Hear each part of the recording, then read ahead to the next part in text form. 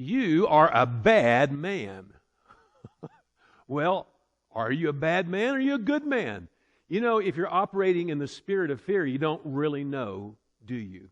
This is Cliff Briscoe coming to you again today. If you like the broadcast, why don't you hit like, share it with somebody, and subscribe. I would so appreciate that. We've been talking about the spirit of fear, and there's a guy in the Bible that Jesus tells this story, and this guy in the Bible, he gives talents to 3 guys. He gives 5 talents, or money. Money, he gives 5 pieces of silver to one, 2 pieces to another, and 1 to another.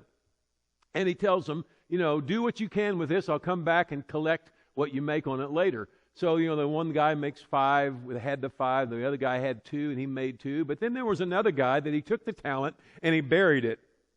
And it's very interesting that when the guy comes back to collect at least something off of this money, this is what the guy said that buried it. He said, I was afraid. Listen, I was afraid, and I went and hid your talent in the earth. Though here you have what is yours. Now, listen to what this guy said. He said, I was afraid. Now, what was he afraid of? What he said was, I knew you were a hard man. I knew that you reaped where you didn't sow and all of this. And so his perception of this man was, you were hard.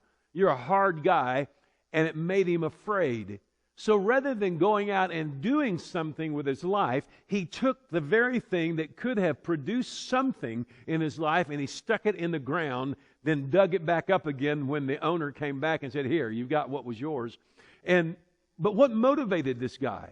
The spirit of fear.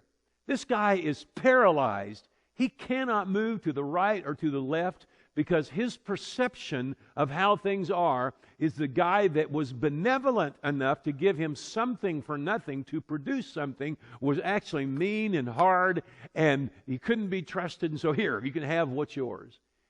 Fear immobilized him. What about you?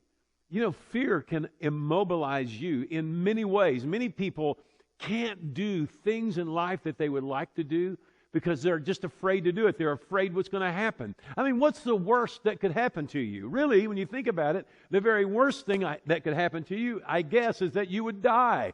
But if you're a Christian, are you really afraid of heaven? You know, a lot of people say they want to go to heaven, but not really. They don't. They want to be a Christian, but they don't want to go there. Hey, I speak to the spirit of fear in your life. Break free, break loose in Jesus' name. I'll see you tomorrow.